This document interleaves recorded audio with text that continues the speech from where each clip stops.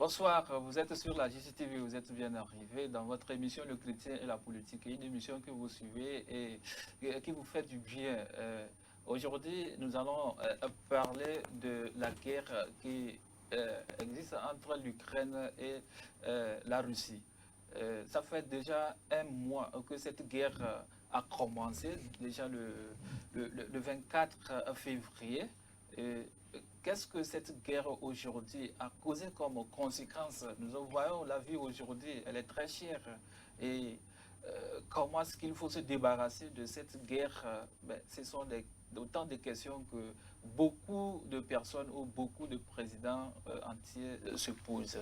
Et vous n'êtes pas sans savoir qu'au niveau de l'Ukraine, aujourd'hui, toute la population est menacée, y compris les chrétiens qui sont devenus la cible même de cette guerre. Les églises, les mosquées sont détruites. Et qu'est-ce qu'il faut faire? Donc aujourd'hui, nous allons en parler dans cette émission. Et dans cette émission, j'ai l'honneur de recevoir un grand homme de Dieu qui a déjà passé par 2 ou 3 fois dans cette émission. Et nous l'avons invité de venir partager vraiment sa connaissance ou son savoir-faire par rapport à cette situation que nous vivons aujourd'hui.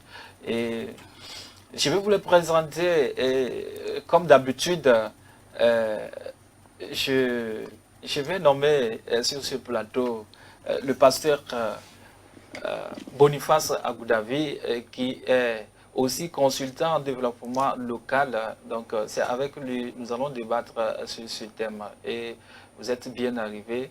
Et soyez toujours scotchés sur votre chaîne préférée. Bonsoir, pasteur Agoudavi.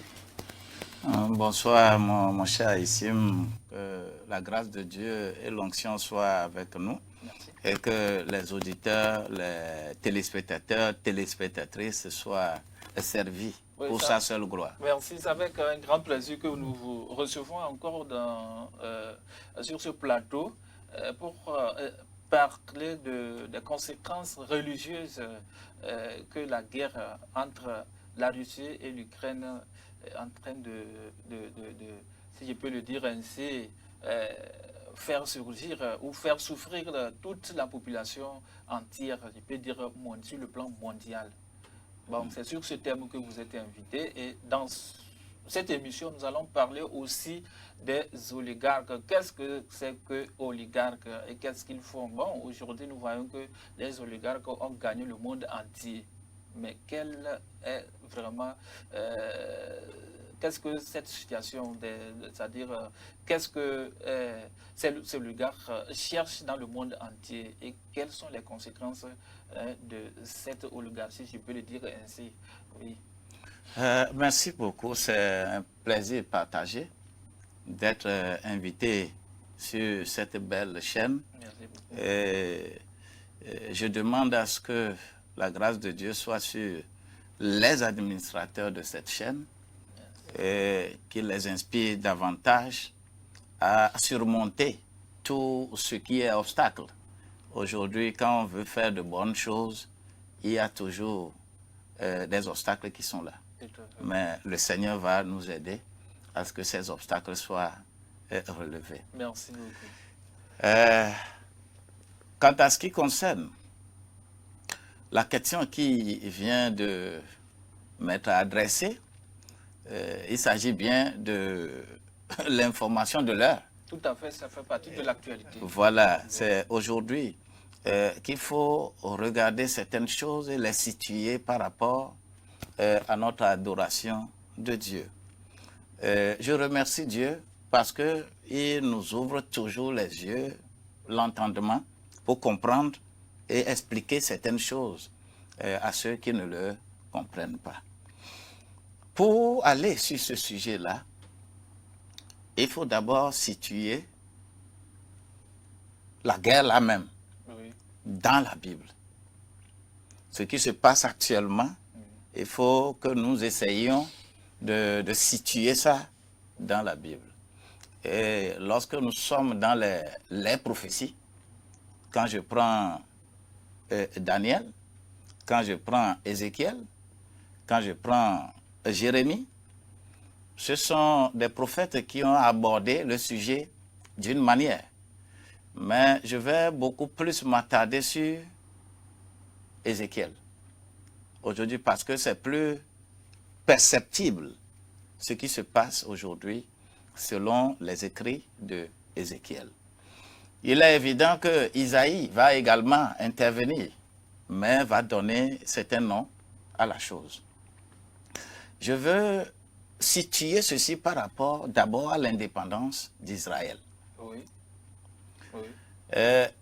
Israël, nous ne sommes pas sans savoir que Israël avait eu trop de problèmes, toujours partagés par tous ceux qui cherchent à être première puissance mondiale. Chaque fois que un peuple, une nation, veut devenir une première puissance mondiale, lutte pour être première puissance mondiale, on cible Israël. Et si tu n'as pas pu cibler Israël pour l'avoir en tant qu'esclave, en tant que protégé, si tu ne le fais pas comme ça, tu ne peux pas devenir première puissance mondiale. C'est ce qui a fait que la Mésopotamie du Nord avait pris les 10 tribus en captivité. Et 120 ans plus tard, avant qu'on ne parle de Juda et de Benjamin, c'est-à-dire Israël et Juda. Dans ces contextes, lors de la Deuxième Guerre mondiale, Israël, malgré que c'était divisé, Juda et Israël. Mais Dieu merci que le peuple là a retrouvé sa liberté, sa souveraineté, avec un territoire dont les 12 tribus sont encore là, présentes. Vous voyez un peu. Mais depuis 1948, il y a toujours également cet événement de la Palestine, avec le Hamas, tout ça là, qui sont là et qui pompent tous les jours Israël et Israël n'est jamais libre. Qu'est-ce qui se passe actuellement? Je suis en train de parler de Ézéchiel 36 et 37, ça. Oui. Que c'est devenu une réalité. Les ossements éparpillés dans le désert sont devenus ce qu'on appelle une nation. Et partageant un bon territoire, même si ce n'est pas grand.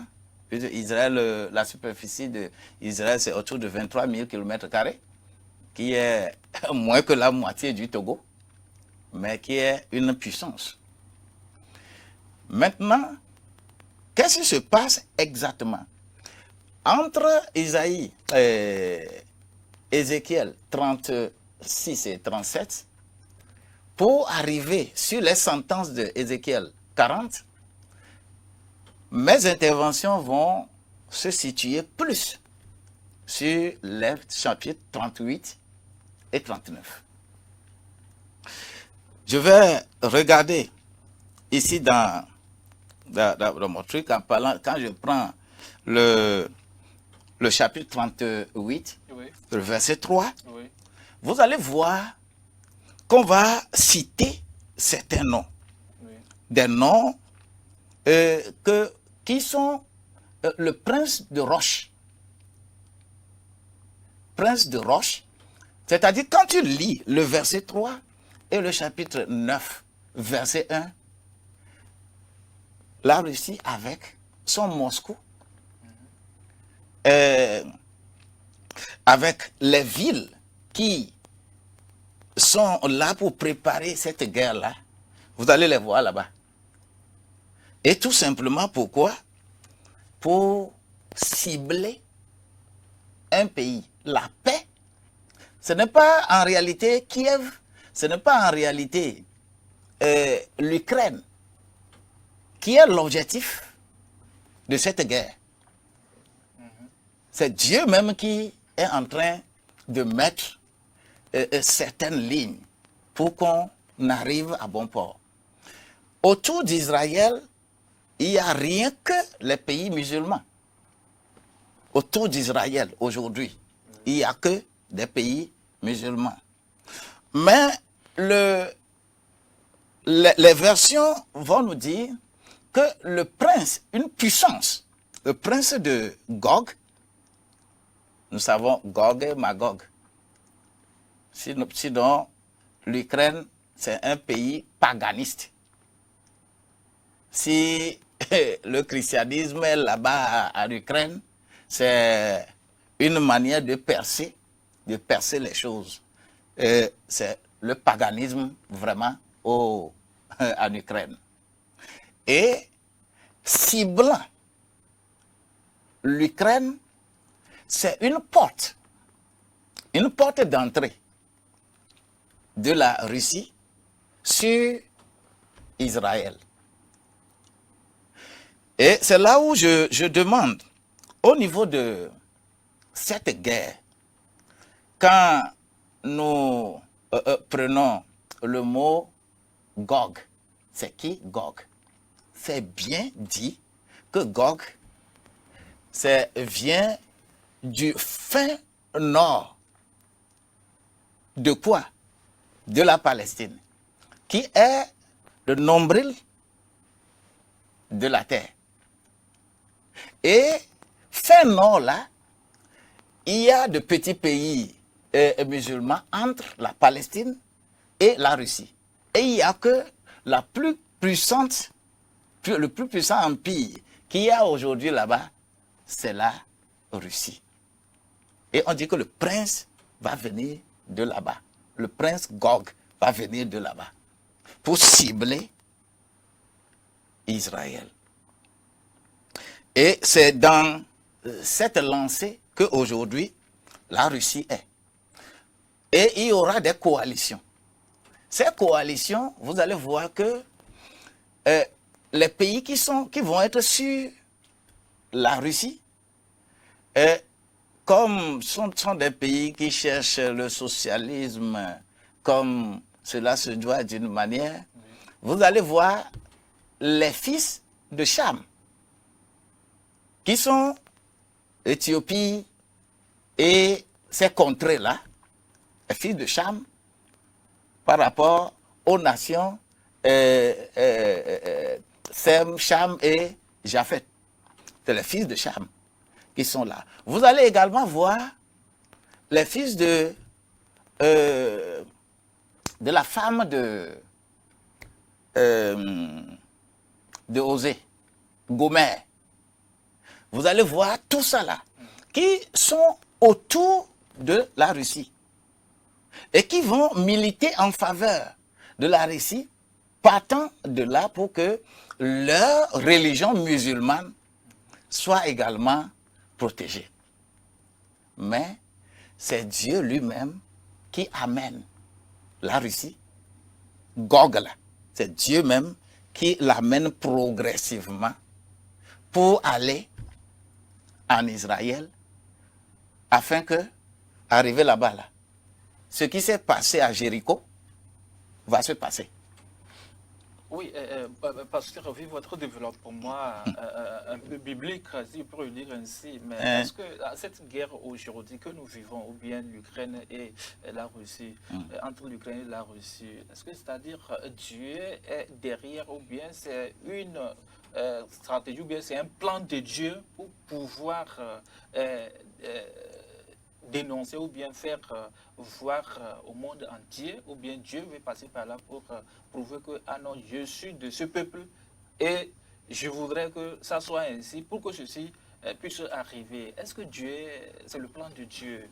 Je voudrais que les téléspectateurs puissent savoir si réellement cette guerre est un plan, c'est un plan de Dieu. La terre là, oui. La terre là, le diable règne sur la terre plus que Dieu. La terre là. Parce que ceux qui peuplent la terre, ils ont toujours fait le contraire de ce que Dieu veut. Oui.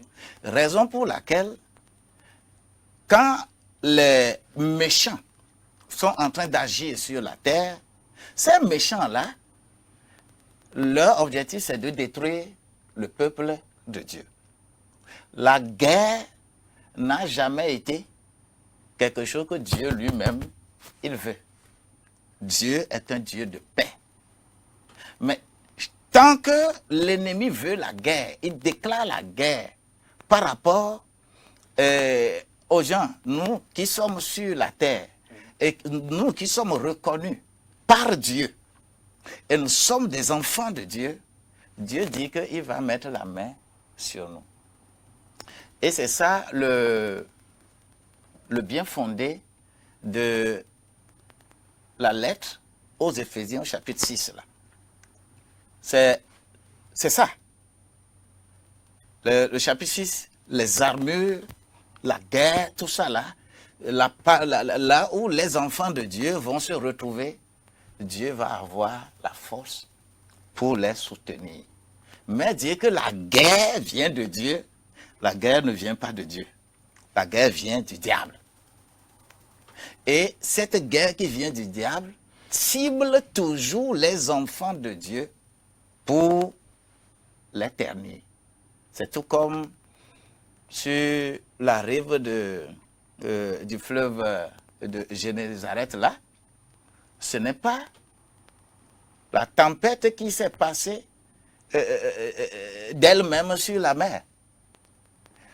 C'est le fou qui est là et qui gêne les gens la nuit et terrorise les gens.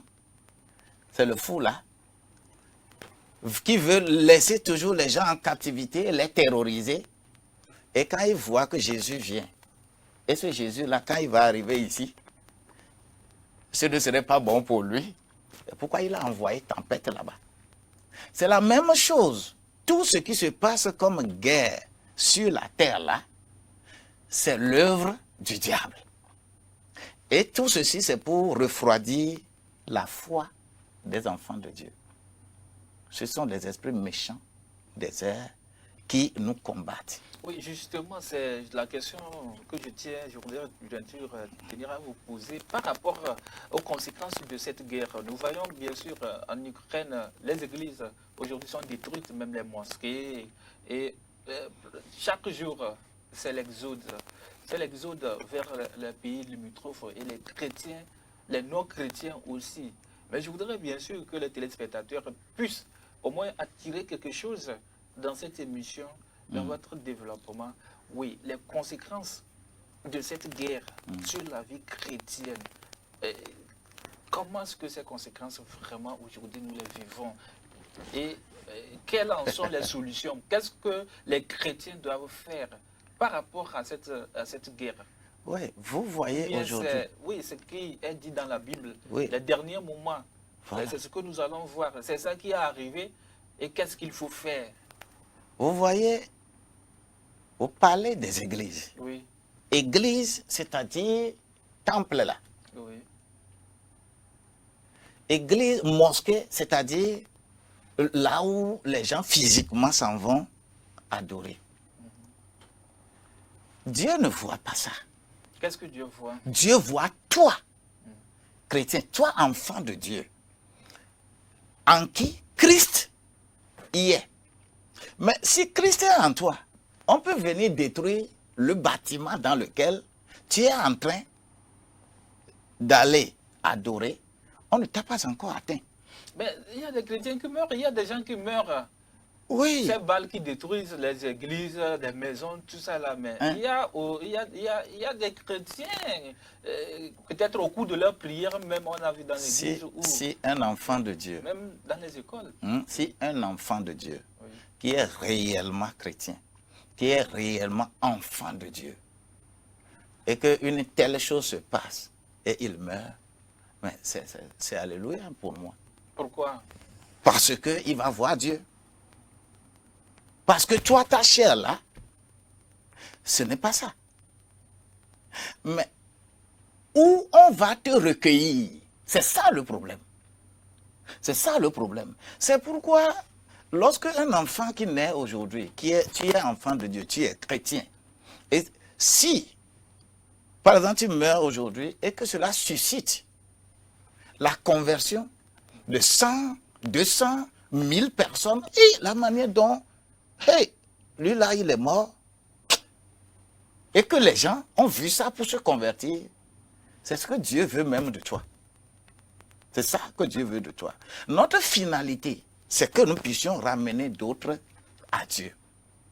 Mais si dans ce contexte, et que des gens meurent, et que ça ne suscite rien, nous devons d'abord nous poser nous-mêmes notre question, à nous. Comme dans tous les pays aujourd'hui, avec le coronavirus, on ferme les églises, Dieu ne dit rien. C'est l'interrogation que nous-mêmes, nous devons nous poser. Est-ce que nous sommes réellement les chrétiens, les enfants de Dieu que Dieu veut? Parce que l'ennemi ne touche jamais un vrai enfant de Dieu et que Dieu ne réagit pas. Quand tu es vrai enfant de Dieu, là, quand l'ennemi te touche, l'ennemi va voir. Il va te sentir. Mais quand aujourd'hui nous sommes touchés, nous sommes tracassés, nous sommes tués, nous sommes affiliés, et Dieu ne réagit pas, on n'a pas à accuser celui qui nous tue. Nous devons nous accuser. D'abord, est-ce que nous sommes réellement dans la logique de Dieu? Nebuchadnezzar a fait. Il a mangé de l'herbe. Ou bien, Hérode, dans Acte 14, les chenilles sont tombées, on l'a rongé en même temps. Ahab, il a fait. Il est mort. C'est les chiens qui ont lapé. Vous parlez de l'ancien temps, ce sont nos ancêtres. L'ancien temps n'est pas Acte des apôtres. C'est notre ère. Acte des apôtres. C'est notre ère. C'est là où c'est difficile pour nous. Dieu nous fait passer par des épreuves, dans des situations, pour que, en tant que tel, l'enfant de Dieu s'affirme. Nous devons nous affirmer. Nous n'allons pas nous affirmer par rapport à nos temples physiques, pour lesquels Jésus a même dit il ne restera pas pierre sur pierre. Dans Apocalypse, Matthieu au chapitre 24, c'est le premier verset. Il ne restera pas ça là, pierre sur pierre. Et ce qu'il faut consolider, c'est ta vie en tant que temple dans lequel l'Esprit de Dieu doit vivre. Et si je suis réellement ce temple-là, le diable ne peut pas me toucher et que Dieu va rester me regardant et il ne va pas agir. L'Église est en danger aujourd'hui. Premièrement, pas nous-mêmes. L'Église est en danger, sérieusement en danger. Nous avons changé l'objectif de l'Église en d'autres choses. En quoi, justement? En quoi? Dans la glorification des maisons à étages. Glorification des belles voitures.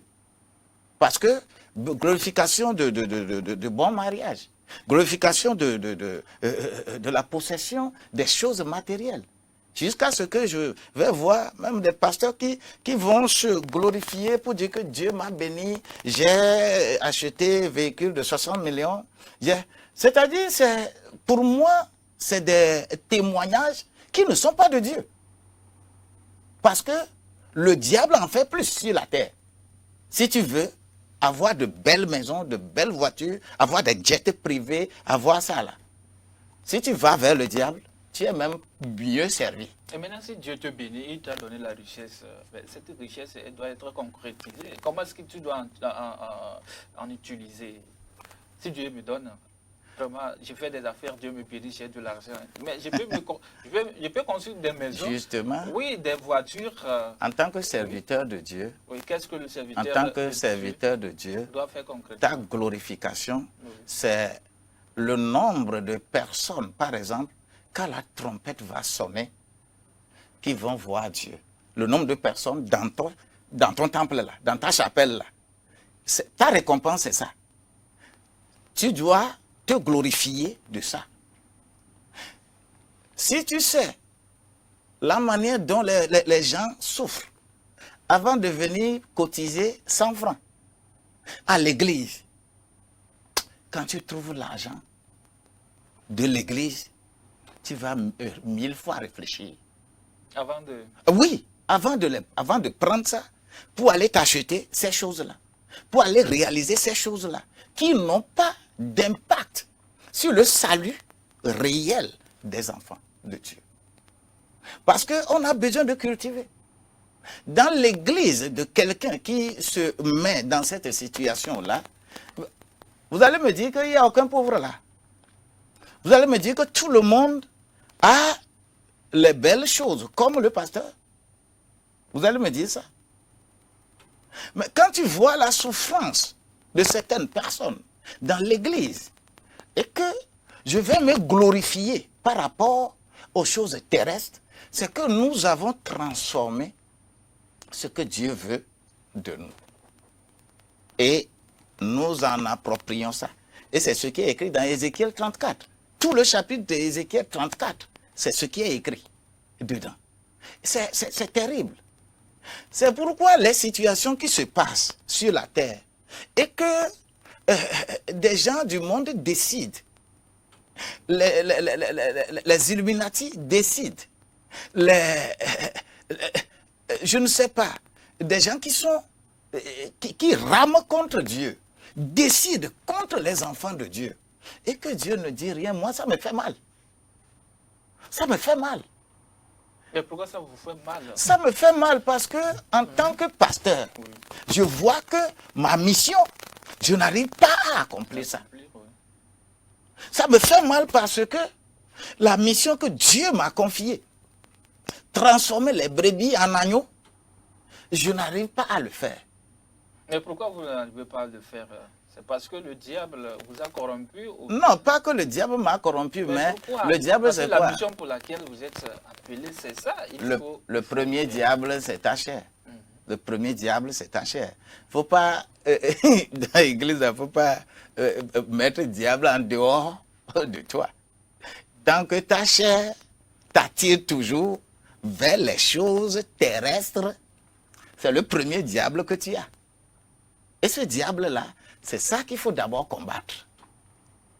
C'est pourquoi il est écrit dans Galates au chapitre 6, verset 4, que quand quelque chose se passe là, cherche d'abord le tort à ton propre niveau et tu verras que la paix sera entre toi et quelqu'un. Vous voyez maintenant au niveau de l'Ukraine, les pays de l'Occident, avec la mondialisation, leur truc de la mondialisation, et ils ont commencé à dire nous allons aider, nous allons aider. Mais ils ne vont pas aider. Ils ne vont pas aider parce qu'on voit la puissance du prince de Gog. On voit sa puissance. On ne va pas ériger cette guerre-là en une guerre mondiale. Non. Mais aujourd'hui, presque tous les pays sont atteints parce que quand vous parlez des conséquences, aujourd'hui, la vie chère, quand vous prenez le prix des denrées alimentaires, ça a flambé, le carburant, le gaz. Donc, tout ça là, mais presque tous les pays sont atteints. Mais je voudrais bien sûr revenir parce que l'autre fois, le président ukrainien Volodymyr Zelensky il a interpellé le Parlement israélien, le Knesset, d'intervenir dans cette guerre. Bon, pourquoi il a fait appel au Parlement israélien, surtout le Knesset? On sait bien sûr que l'État hébreu est un État puissant spirituellement parce que cet État a la bénédiction de Dieu depuis sa naissance. C'est parce que Dieu a béni ce peuple qu'il fait référence à ce peuple de venir l'aider spirituellement ou bien comment? Vous voyez, quand je suis ici, dans toujours ce chapitre 38 d'Ézéchiel, c'est un plan qui est très bien ficelé.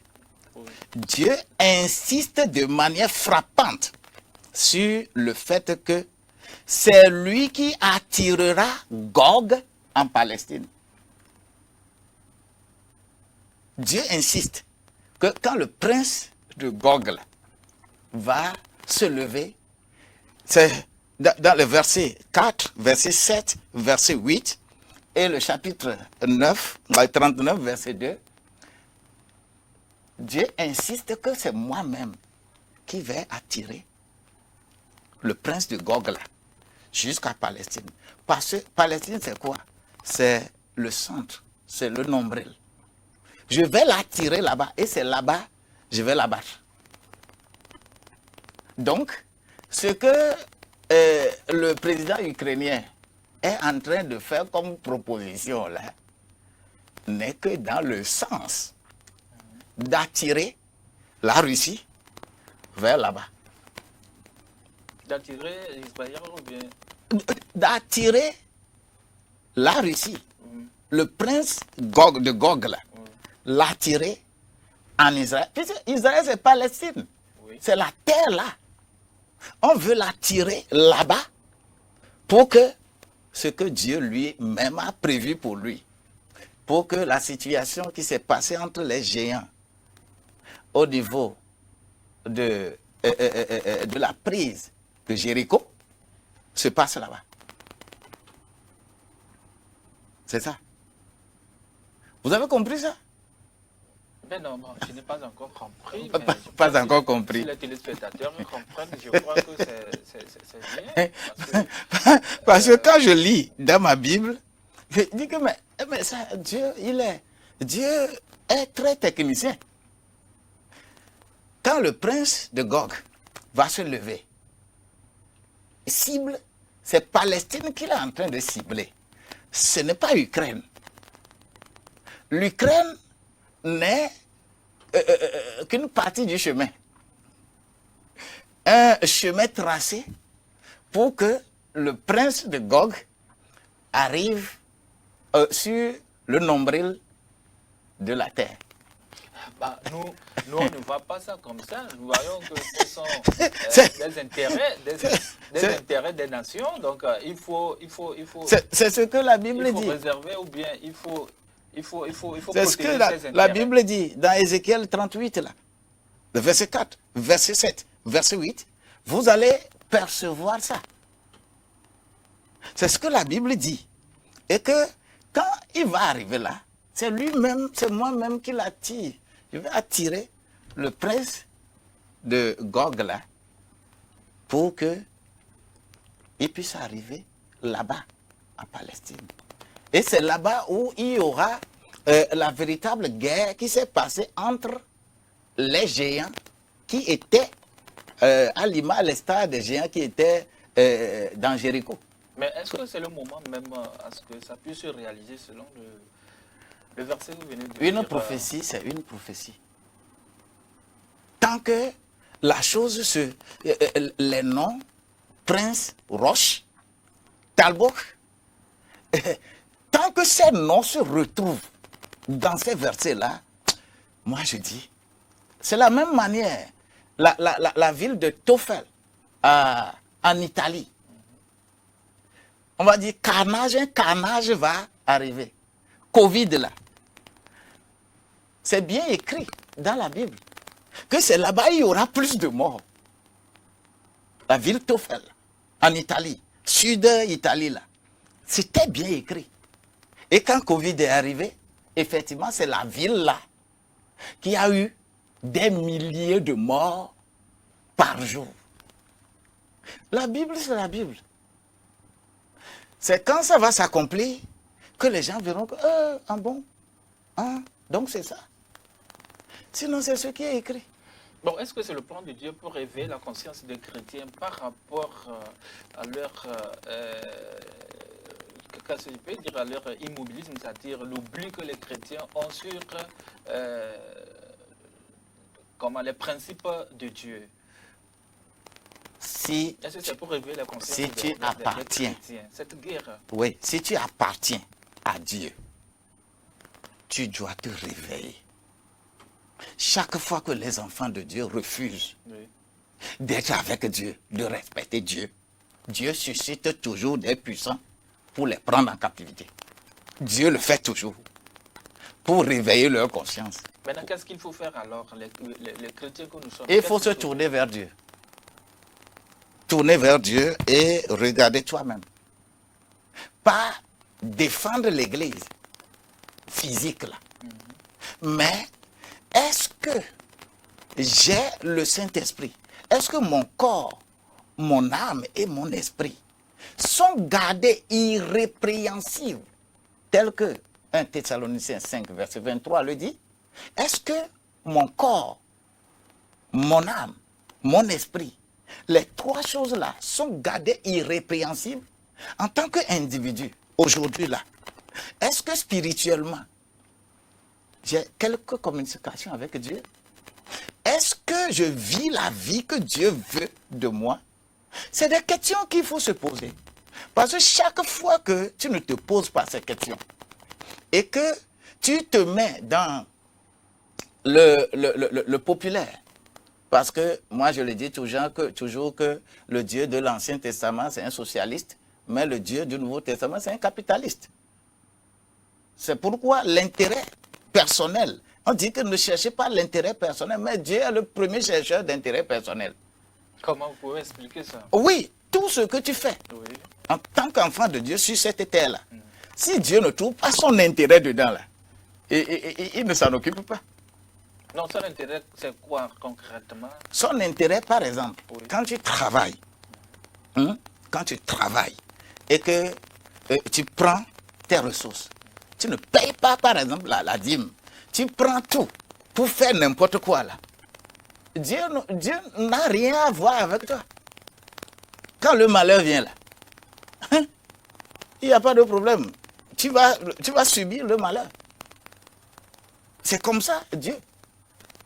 Dieu veut que nous l'adorions. Nous sommes des instruments comme des gobelets que tu amènes dans ta chambre pour, quand tu veux manger, même, que tu veux boire même du poison dedans, le gobelet ne peut jamais te dire que non, poison va te tuer, donc ne bois pas poison. Le gobelet ne va pas te dire ça. Dieu, lui, il nous prend comme un instrument. Nous sommes créés rien que pour adorer Dieu. Et adorer Dieu, c'est s'oublier. Et chercher tous les intérêts qui sont dans le Dieu, qui relèvent l'adoration de Dieu, pour impacter d'autres à le faire comme tu le fais.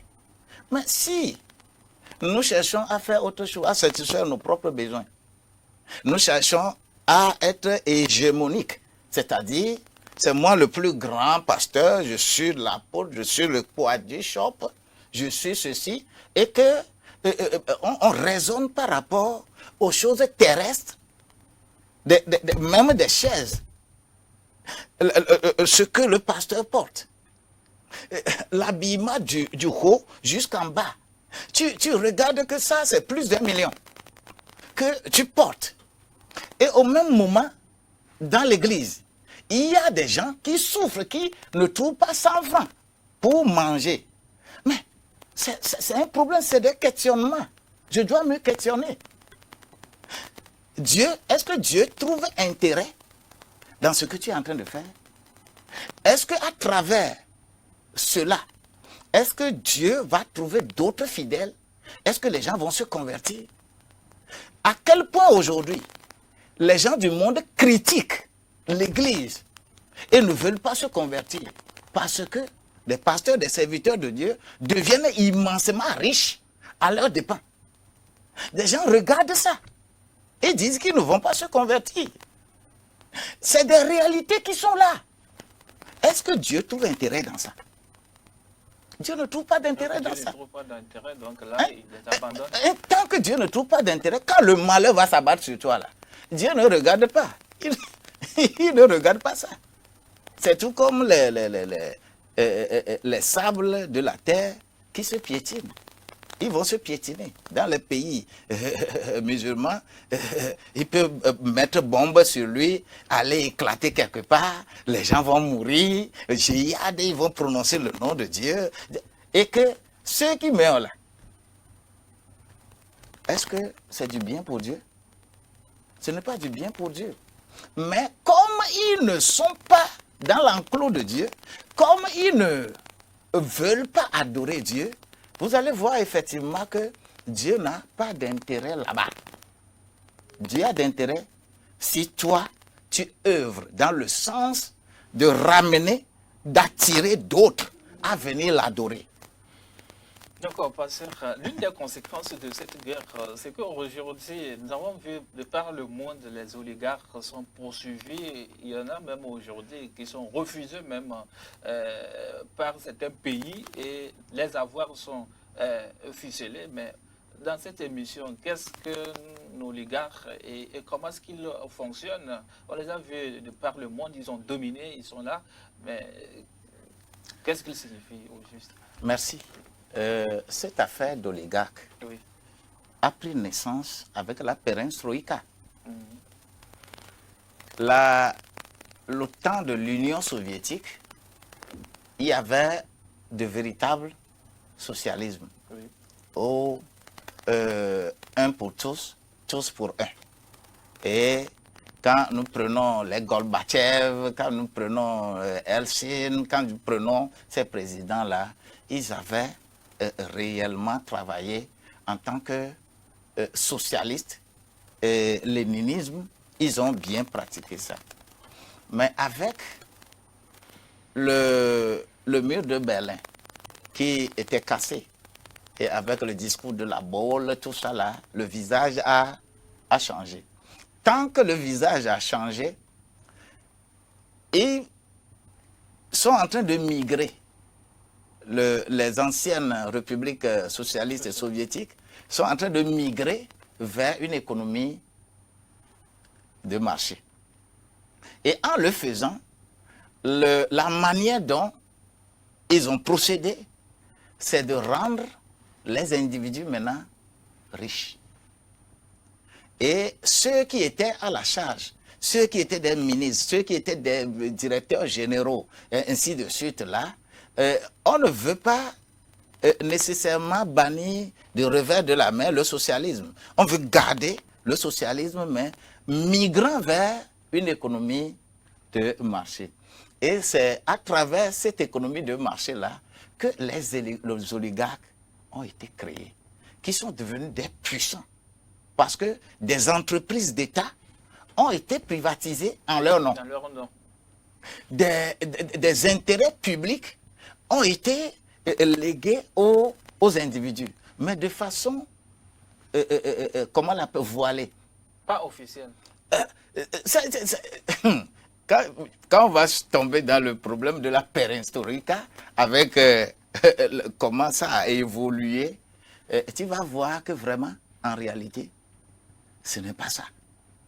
Et c'est à travers ça que les pays de l'ancienne Union soviétique qui devraient rester dans ce système et faire en sorte que la fédération de Russie, plus ces pays-là puissent devenir toujours forts, l'Est, l'Ouest aussi, les a gangrénés en les endettant. Le fait que la perestroïka est en train d'enrichir d'autres qui sont toujours sous la Russie, les pays de l'Ouest, l'Occident, est en train d'entraîner également ceux qui ont décidé de quitter l'Union soviétique et se rattacher à l'Union européenne, ont aussi cherché à s'améliorer. Et en s'améliorant, on se donne comme cible la Banque mondiale, le FMI. Alors que la Banque mondiale, le FMI, ne sont que des instruments pour endetter les États et les mettre sous sa roulette. Sous sa roulette. Pour qu'on décide. Et c'est là où les princes aussi de la mondialisation, les princes de la mondialisation aussi, sont en train de travailler. Et c'est les deux qui se combattent aujourd'hui. Les princes de la mondialisation et les oligarques, avec leur intérêt.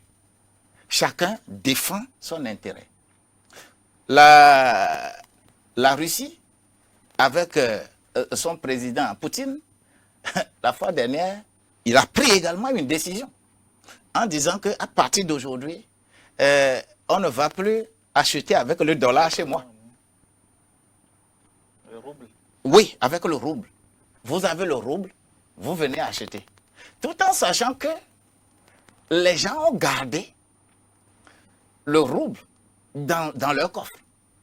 Les banques, quand on reçoit les roubles, on ne les ramène plus. C'est une autre manière d'assécher financièrement et de rendre la Russie beaucoup plus faible financièrement. Parce que ces pays, l'Allemagne avait fait la même chose pour revenir à la surface, pour aboutir à la Deuxième Guerre mondiale. Le protectionnisme de tous ses acquis. La Russie en a fait pour 2 ans. Et quand tu vois la balance commerciale de la Russie aujourd'hui, c'est une balance commerciale très excédentaire. Quand tu vois les exportations sont dans l'ordre de... En 2017, je voyais le truc de 2017, les exportations sont dans l'ordre de 4 000 milliards de dollars. Alors que les importations sont en bas de 400 dollars, 400 000 dollars. Est-ce que vous voyez?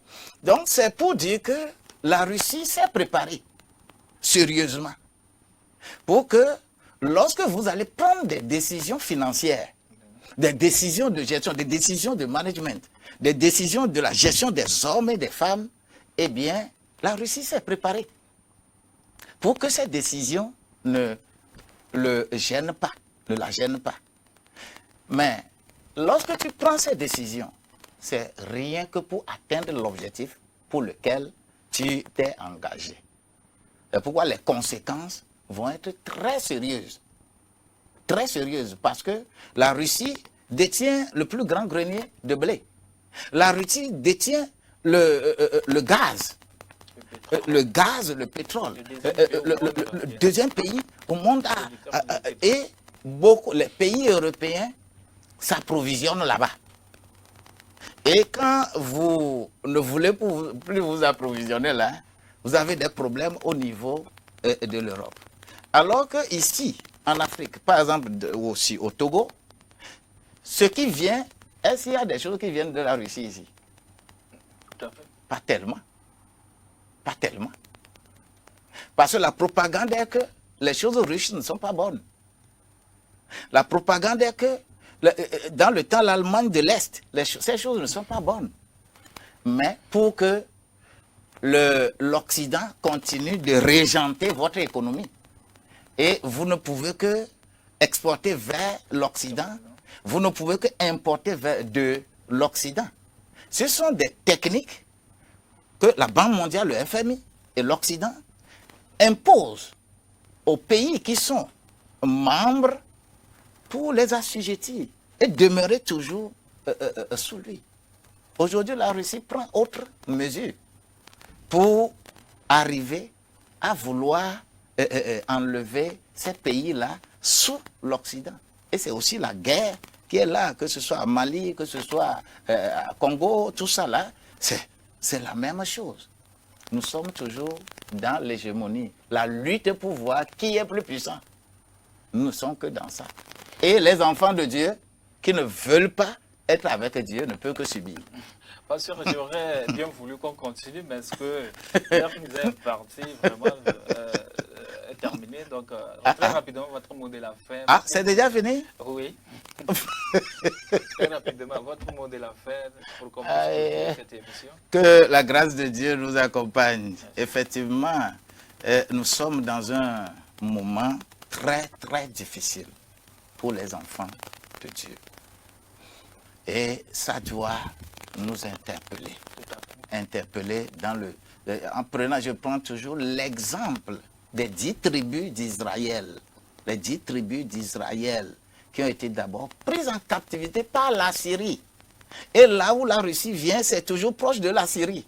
C'est toujours Ninive, avec ces trucs-là, qui menacent encore aujourd'hui.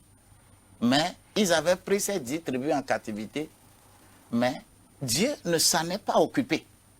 Parce que personne parmi les gens pris en captivité ne s'est révélé effectivement enfant de Dieu. Dieu ne s'en occupe pas. Et c'est pourquoi nous, à l'instar des 2 tribus, Judas et Benjamin, si eux sont déportés, à Babylone. Et on va trouver des Shadrach, Meshach, Abednego. On va trouver des Daniel, on va trouver des Mardoché, on va trouver des gens là comme ça là.